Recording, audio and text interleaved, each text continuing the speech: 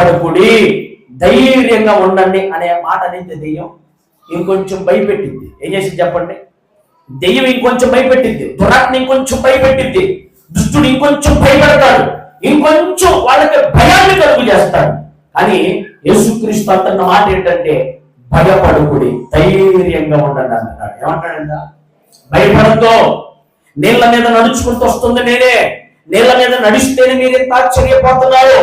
అర్థమవుతుందా? మీరు నీళ్ళ మీద నడిచిన నుండి చూసి మీరు ఆశ్చర్యపోయి దెయ్యాలే నడవగలవా, భూతాలే నడవగలవా?